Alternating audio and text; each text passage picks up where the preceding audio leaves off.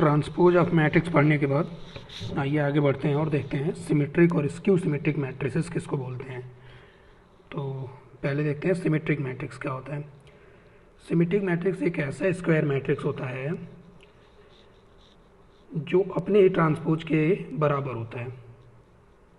मतलब अगर कोई स्क्वायर मैट्रिक्स ऐसा है जिसका हमने ट्रांसपोज किया और वो ओरिजिनल मैट्रिक्स के ही बराबर हो गया, इसका मतलब कि ऐसा मैट्रिक्स सिमेट्रिक मैट्रिक्स है। ठीक है, डेफिनेशन लिखा हमने, any square matrix which is equal to its transpose is symmetric matrix. ठीक है, ये इसका मैथमेटिकल डेफिनेशन यहाँ ऊपर लिखा हुआ है मैंने। अगर कोई ए मैट्रिक्स है ए आई जे, तो उसको सिमेट्रिक होने के लिए ए आई जे बराबर ए जे आई होना पड़ेगा। अब इसका क्या मतलब है भैया, ये देख लो।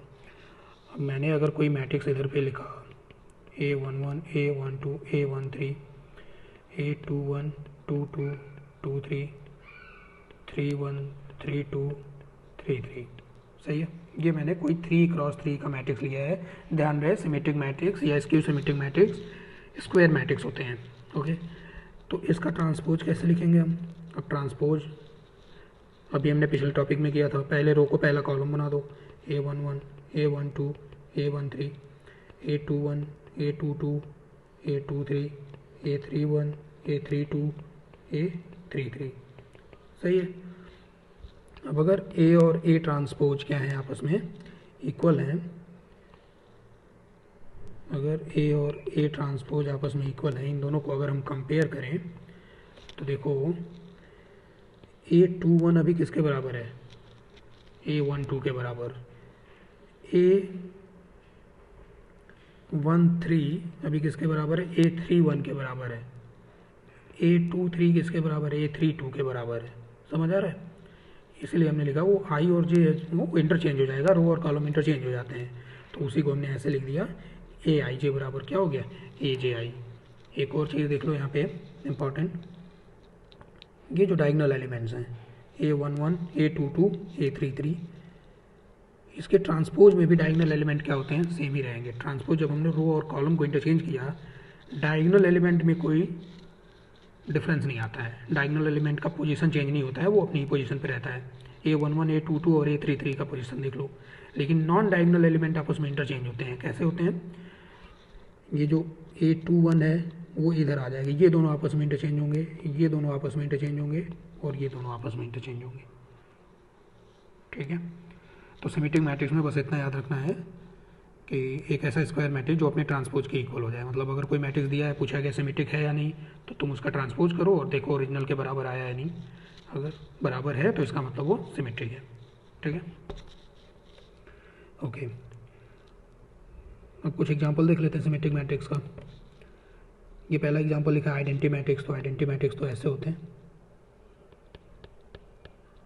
ये अब इसका ट्रांसपोज करोगे वो सही नहीं आ जाएगा, क्योंकि नॉन डायगोनल आपस में इंटरचेंज हो गए, वो तो जीरो ही रहेगा, और डायगोनल में कुछ डिफरेंस आता नहीं है, तो इसकी वजह से डायगोनल मैट्रिसेस भी क्या हो गए, सिमेट्रिक मैट्रिक्स हो गए।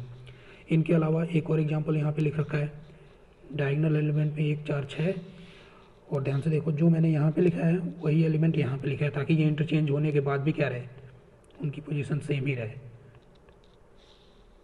ठीक है ना। अगर हम इसका ट्रांसपोज लिखें तो पहला जो रो है उसको हमने पहले कॉलम में लिखा, जो दूसरा रो है उसको दूसरे कॉलम में लिखा, और तीसरे रो को तीसरे कॉलम में लिखा, और ऐसा करने से ये किसके बराबर आ गया, ए के बराबर आ गया।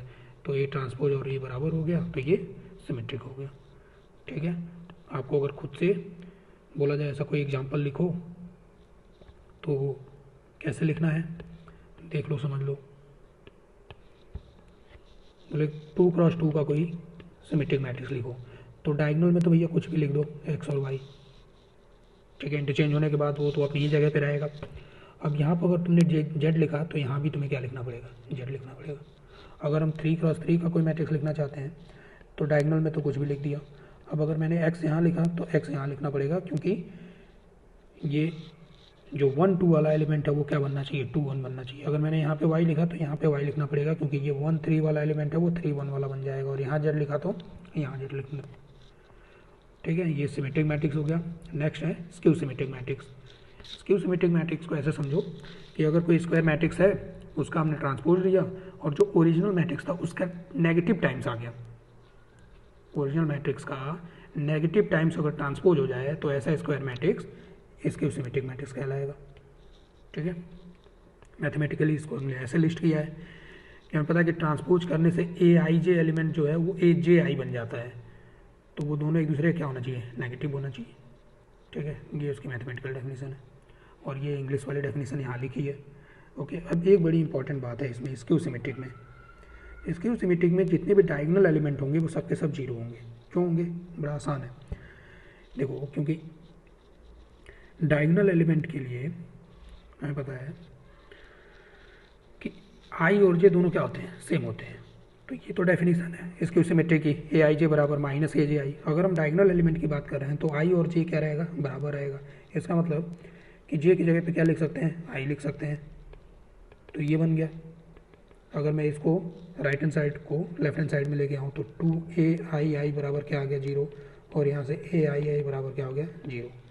तो ai माने वही सारे डायगोनल एलिमेंट में ही ये और ये दोनों क्या होते हैं, इक्वल होते हैं, तो वो सब के सब 0 हो जाएंगे। तो एक बात ध्यान रखना है, स्क्यू सिमेट्रिक के सारे डायगोनल एलिमेंट क्या होंगे, 0 होंगे। तो देखो अब कोई एग्जाम्पल मुझे लिखना है, मान लो 3x3 का, तो डायगोनल एलिमेंट तो 0 होंगे भैया, इनको 0 लिख दिया। अब मान लो मैंने यहाँ पे 2 लिखा, तो यहाँ पे अब मुझे क्या लिखना पड़ेगा, -2, ताकि ये जब इंटरचेंज हो, जब ट्रांसपोज लें तो ये -2 यहाँ पे चला है, ठीक है, और 2 यहाँ पे चला है। अगर मैंने मान लो यहाँ पे कोई x लिखा तो यहाँ पे मुझे -x लिखना पड़ेगा। यहाँ मैंने 4 लिखा या -4 लिखा तो यहाँ पे 4 लिखना पड़ेगा। ठीक है, अब देखो इसका ट्रांसपोज करके ट्रांसपोज करो, जो पहला रो है उसको पहले कॉलम में लिखो, दूसरे रो को दूसरे कॉलम में लिखो, और तीसरे रो को तीसरे कॉलम में लिखो, और यहाँ से माइनस कॉमन निकालो। तो माइनस कॉमन निकला, तो देखो ये क्या बन गया, ये बन गया, और ये वाली जो मैट्रिक्स है ये ओरिजिनल मैट्रिक्स के ही बराबर है। तो ट्रांसपोज ओरिजिनल का नेगेटिव आ गया, इसका मतलब ये स्क्यू सिमेट्रिक हो गया। 2x2 का लिखना है तो डायगोनल वाला 0 हो गया। अगर यहाँ पे मान लो मैंने पाई लिखा है तो यहाँ पे क्या हो गया, -पाई हो गया। ठीक है, ये हो गया स्क्यू सिमेट्रिक। तो सिमेट्रिक और स्क्यू सिमेट्रिक देखा आपने, ये भी मैट्रिसेस के टाइप्स हैं। बेसिक टाइप्स में ये नहीं बताया गया था क्योंकि इसको समझने के लिए ट्रांसपोज की ज़रूरत पड़ती है। तो अब जब हमने ट्रांसपोज समझ लिया तो उसके बाद फिर ये स्क्यू सिमेट्रिक और सिमेट्रिक मैट्रिसेस देख लिया। अब इसकी प्रॉपर्टी देखो, पहली प्रॉपर्टी जो है वो एनसीईआरटी में थ्योरम के तौर पे लिखा हुआ है, थ्योरम की तरीके से इसको लिखा हुआ है। ठीक है, तो बोर्ड के हिसाब से ये इंपॉर्टेंट है। क्या बोला है कि ए इज एनी स्क्वायर मैट्रिक्स, अगर ए कोई भी एक स्क्वायर मैट्रिक्स है तो ए प्लस ए ट्रांसपोज जो होगा वो सिमेट्रिक होगा, और ए माइनस ए ट्रांसपोज जो होगा वो स्क्यू सिमेट्रिक होगा। हमेशा कोई भी स्क्वायर मैट्रिक्स लो, कोई भी, जैसे मान लो मैंने बिना कुछ सोचे समझे ऐसा एक स्क्वायर मैट्रिक्स लिख दिया, ये है ए, तो ए ट्रांसपोज क्या होगा भैया, ये हो गया। अब अगर इन दोनों को जोड़ दिया जाए, ठीक है, तो 1 6 10 6 10 14 10 14 18, ये जो लिखा है मैंने ए प्लस ए ट्रांसपोज, अगर तुम ध्यान से देखो तो डायगोनल के अलावा बाकियों को देखो, 6 यहाँ पे है, 6 यहाँ पे है, 10 यहाँ पे, 10 यहाँ पे, 14 यहाँ पे, 14 यहाँ पे, तो ये कैसा बन गया, ये सिमेट्रिक बन गया। तो यही थ्योरम है कि कोई भी स्क्वायर मैट्रिक्स लेके उसी में अगर उसका ट्रांसपोज जोड़ देंगे तो वो सिमेट्रिक बन जाएगा, और ट्रांसपोज को अगर सब्ट्रैक्ट कर देंगे तो वो स्क्यू सिमेट्रिक बन जाएगा। अब इसका प्रूफ क्या है, ये कोई प्रूफ नहीं है, ये तो ऐसा कोई वेरिफिकेशन है, ठीक है, ये समझाने के लिए लिखा है। अब प्रूफ देख लेते हैं इसका। प्रूफ के लिए देखो, हमेशा एक बात याद रखो कि प्रूफ के लिए अगर किसी मैट्रिक्स को सिमेट्रिक या स्क्यू सिमेट्रिक प्रूफ करना है तो हमेशा जो डेफिनेशन है सिमेट्रिक या स्क्यू सिमेट्रिक का, उस डेफिनेशन का यूज करना है। मतलब अगर मुझे ए प्लस ए ट्रांसपोज को सिमेट्रिक प्रूफ करना है तो मुझे ए प्लस ए ट्रांसपोज का ट्रांसपोज उसी के इक्वल दिखाना पड़ेगा। ठीक है, तो चलो मैं मान लेता हूँ कि ए प्लस ए ट्रांसपोज किसके बराबर है, किसी बी मैट्रिक्स के बराबर है। अब अगर मैंने ये प्रूफ कर दिया कि बी मैट्रिक्स अपने ट्रांसपोज के इक्वल है तो बी सिमेट्रिक हो जाएगा, है कि नहीं। तो अब चलो ट्रांसपोज लिया हमने दोनों तरफ, टेकिंग ट्रांसपोज। जब दोनों तरफ ट्रांसपोज लिया तो मतलब ए ट्रांसपोज प्लस ए का ट्रांसपोज बराबर क्या हो गया, B transpose. This implies that ये ट्रांसपोज की यहाँ पे प्रॉपर्टी लग गई, ये ट्रांसपोज हो गया, ये ए हो गया और ये बी ट्रांसपोज। एडिशन कम्यूटेटिव होता है, इसको हम लोग पलट के भी ऐसे लिख सकते हैं, ठीक है। और इसी को हमने क्या बोला था, बी बोला था। तो फाइनली बी बराबर बी ट्रांसपोज आया, इसका मतलब कि बी सिमेट्रिक है। और बी कौन है, ए प्लस ए ट्रांसपोज है, तो वो भी सिमेट्रिक है, ठीक है। दूसरा देख लो, चलो हमने ए माइनस ए ट्रांसपोज को क्या मान लिया, सी मान लिया। अब फिर से हम लोग दोनों तरफ ट्रांसपोज ले लेते हैं, तो सी ट्रांसपोज बराबर ए माइनस ए ट्रांसपोज का ट्रांसपोज। यहाँ पर प्रॉपर्टी लग गई ट्रांसपोज की, तो ये ऐसे हो गया। फिर माइनस कॉमन निकाला हमने, तो माइनस कॉमन निकाला तो ये ऐसे हो गया। और इसको हमने सी बोला था, तो सी ट्रांसपोज बराबर माइनस सी आया, तो इसका मतलब सी इसकी सिमेट्रिक हो गया। सी कौन है, ए माइनस ए ट्रांसपोज है, तो भी इसकी सिमेट्रिक है, सही है ना। ये इसका प्रूफ है, ठीक है। सेकंड प्रॉपर्टी देखो, सेकंड प्रॉपर्टी है कि अब मैं बहुत सारी प्रॉपर्टीज़ का प्रूफ नहीं लिखवा रहा हूँ, ठीक है। वो काफ़ी लंबा प्रोसेस हो जाएगा, वो ज़रूरत भी नहीं पड़ती है कभी, वो एनसीईआरटी में दिया था इसलिए मैंने उसको बता दिया। दूसरा देखो, ए अगर सिमेट्रिक मैट्रिक्स है तो माइनस ए कर लो, चाहे ए का ट्रांसपोज कर लो, चाहे ए में किसी नंबर का मल्टीप्लाई कर लो, चाहे ए का कोई पावर कर लो, ए स्क्वायर कर लिया, ए क्यूब कर लिया, ए पावर 10 कर लिया, या फिर ए इन्वर्स कर लिया। अब ये इन्वर्स क्या है ये तो बाद में पता चलेगा, फिलहाल अभी बस ऐसे याद रखना है।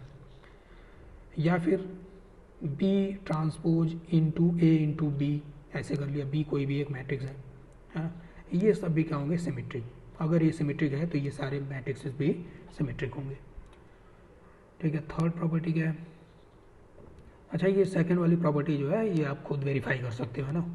कोई ये मैट्रिक्स लेना सिमेट्रिक करके और फिर ये सारी चीज़ें करके देखना कि क्या वो भी सिमेट्रिक बनता है या नहीं बनता है। थर्ड प्रॉपर्टी है कि अगर हमने कोई स्क्यू सिमेट्रिक मैट्रिक्स उठाया, ठीक है, अगर मैंने कोई स्क्यू सिमेट्रिक मैट्रिक्स उठाया तो माइनस ए कर लो, चाहे ए का ट्रांसपोज लो, चाहे ए में कोई नंबर का मल्टीप्लाई कर लो, चाहे कोई मैट्रिक्स बी लेके बी ट्रांसपोज का प्री मल्टीप्लाई और बी का पोस्ट मल्टीप्लाई कर लिया उसमें, या फिर ए का कोई ऑड पावर किया, 2n+1 लिखा है, इसका मतलब ये ऑड पावर है, ठीक है। तो ये सब भी स्क्यू सिमेट्रिक होंगे। लेकिन जैसे ही ए का इवन पावर करेंगे वो सिमेट्रिक हो जाएगा, ये वाली बात इंपॉर्टेंट है। अगर कोई स्क्यू सिमेट्रिक मैट्रिक्स है, जैसे देखो एग्जांपल ये है, स्क्यू सिमेट्रिक है। अगर मैंने ए स्क्वायर किया, ए स्क्वायर, तो ए स्क्वायर ये हो गया, देखो करो मल्टीप्लाई, पहला एलिमेंट हो गया -4, दूसरा हो गया 0, तीसरा ये भी हो गया 0 और फिर ये हो गया -4। अब ये जो ए स्क्वायर है ये वाली मैट्रिक्स ये सिमेट्रिक बन चुका है, ये ध्यान रखो। ये स्क्यू सिमेट्रिक नहीं है, क्योंकि स्क्यू सिमेट्रिक में डायगोनल एलिमेंट क्या होते हैं, 0 होते हैं, ठीक है। तो कोई स्क्यू सिमेट्रिक का इवन पावर करेंगे वो सिमेट्रिक बन जाएगा। चौथा प्रॉपर्टी क्या है अभी, चौथा प्रॉपर्टी है कि अगर ए और बी हमने दोनों सिमेट्रिक मैट्रिसेस उठाए तो दो सिमेट्रिक को जोड़ेंगे तो आंसर सिमेट्रिक आएगा, सब्ट्रैक्ट करेंगे एक में से दूसरे को तो भी सिमेट्रिक आएगा, A B plus B A करेंगे तो वो भी सिमेट्रिक आएगा, ठीक है। A B minus B A लेकिन जो होगा वो स्क्यू सिमेट्रिक हो जाएगा, A B minus B A will be skew symmetric, ठीक है। इसका प्रूफ जो है ये तुम्हारा होमवर्क है, इसको करना। क्या प्रूफ करना है, ए बी माइनस बी ए को स्क्यू सिमेट्रिक प्रूफ करना है। तो अल्टीमेटली इसको कुछ एक्स मान के, ए बी माइनस बी ए को एक्स मान के, और फिर तुम्हें प्रूफ ये करना है कि एक्स ट्रांसपोज बराबर क्या है, -x है, ठीक है। इसमें ट्रांसपोज की प्रॉपर्टीज लेंगे, पहले सब्ट्रैक्शन वाली फिर रिवर्सल लॉ वगैरह। और गिवन क्या क्या है यहाँ पर, गिवन है कि ए और बी जो दोनों है वो दोनों के दोनों क्या है, सिमेट्रिक है। इस वाली इन्फॉर्मेशन को मैथमेटिकली ऐसे ही तो लिखेंगे, ए ट्रांसपोज बराबर ए और बी ट्रांसपोज बराबर बी, ये गिवन है और ये आपको प्रूव करना है, ठीक है। तो ये खुद करना। तो फिर से समराइज कर लो, ए और बी दो अगर सिमेट्रिक मैट्रिसेस हैं तो दोनों का सम वो भी सिमेट्रिक होगा, ए माइनस बी वो भी सिमेट्रिक होगा, A B plus B A वो भी सिमेट्रिक होगा, लेकिन A B minus B A skew symmetric होगा। और जो दूसरा लिखा हुआ है दोनों का प्रोडक्ट ए इंटू बी वो भी सिमेट्रिक हो जाएगा, लेकिन उसके लिए एक कंडीशन है कि ए और बी कम्यूटेटिव मैट्रिक्स होना चाहिए। कम्यूटेटिव बोलने का मतलब कि ए बी बराबर बी ए, ठीक है। इसका प्रूफ भी तुम खुद ट्राई करना। पांचवा देखो, फिफ्थ प्रॉपर्टी क्या है। फोर्थ वाले में दोनों हमने सिमेट्रिक उठाए थे, अब दोनों स्क्यू सिमेट्रिक लो। ए और बी दोनों ही स्क्यू सिमेट्रिक मैट्रिसेस हैं अगर, तो दोनों का सम वो भी स्क्यू सिमेट्रिक होगा, उनका डिफरेंस वो भी स्क्यू सिमेट्रिक होगा, और ए बी माइनस बी ए वो भी स्क्यू सिमेट्रिक होगा। ए बी माइनस बी ए पहले भी स्क्यू सिमेट्रिक ही होता था, ए बी माइनस बी ए इस वाले केस में भी क्या है, स्क्यू सिमेट्रिक ही है, लेकिन ए बी प्लस बी ए कैसा है, वो सिमेट्रिक है। तो अगर तुम फोर्थ और फिफ्थ प्रॉपर्टी को ध्यान से देखो तो फोर्थ और फिफ्थ दोनों में A B plus B A is always symmetric, चाहे ए और बी दोनों सिमेट्रिक हों चाहे स्क्यू सिमेट्रिक हों, and A B minus B A is skew symmetric,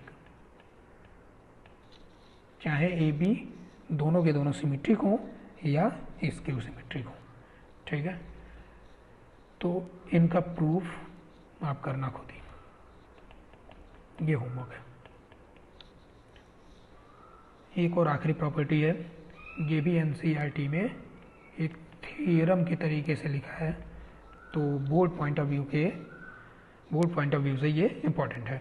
क्या बोले कि कोई भी स्क्वायर मैट्रिक्स को हम लोग एक सिमेट्रिक और एक स्क्यू सिमेट्रिक मैट्रिक्स के सम के फॉर्म में अरेंज कर सकते हैं या रिप्रेजेंट कर सकते हैं या लिख सकते हैं, ठीक है। अभी हमने पढ़ा कि ए प्लस ए ट्रांसपोज कैसा होता है, सिमेट्रिक होता है। तो अगर मैं इसमें 1/2 का मल्टीप्लाई कर दूं तो भी सिमेट्रिक ही रहेगा भैया। और ए माइनस ए ट्रांसपोज कैसा होता है, स्क्यू सिमेट्रिक होता है। अगर मैंने इसमें 1/2 का मल्टीप्लाई किया तो फिर भी ये स्क्यू सिमेट्रिक ही रहा। और अगर मैंने इन दोनों को ऐड किया तो आंसर क्या आएगा, देखो आंसर आ जाएगा ए। तो ये प्रूफ है इसका, ए वाली प्रॉपर्टी का।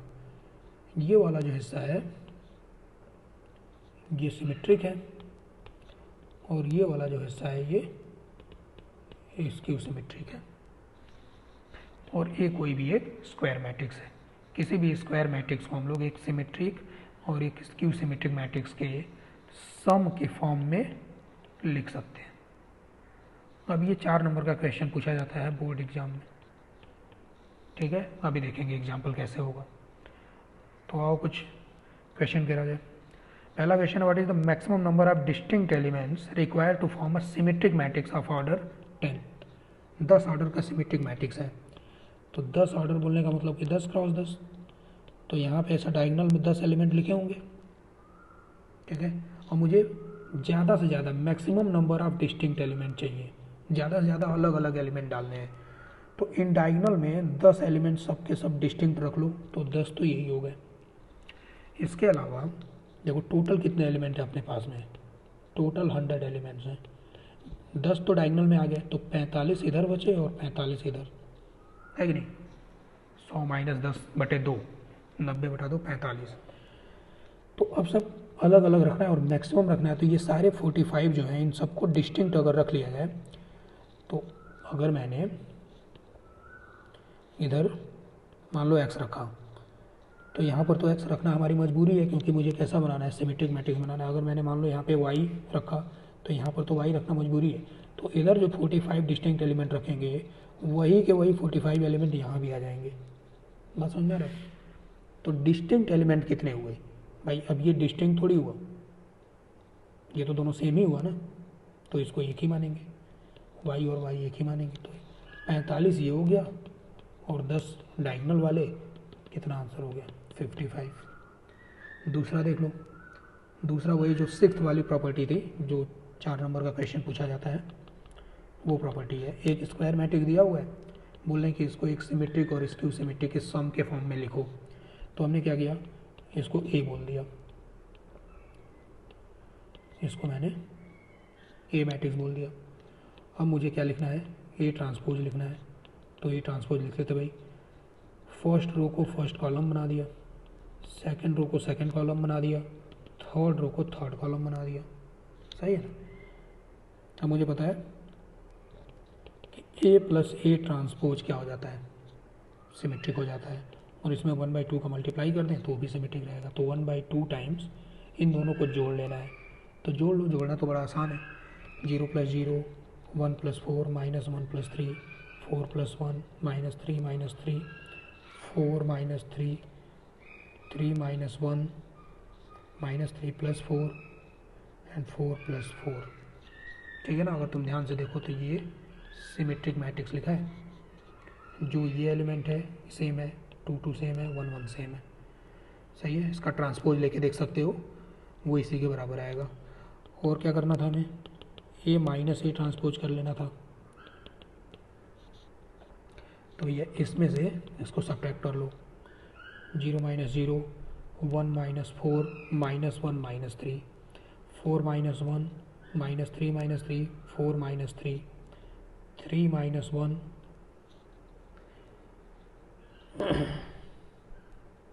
3 - -1 सॉरी, 3 - -1 इज 4 -3 -4। तो ये -3 -4 यहाँ पे -7 हो गया। इसका मतलब ये कुछ गलत लिखा है। 4 - -3 ये 7 है। ठीक है। और आखिरी वाला 4 - 4 हो गया 0।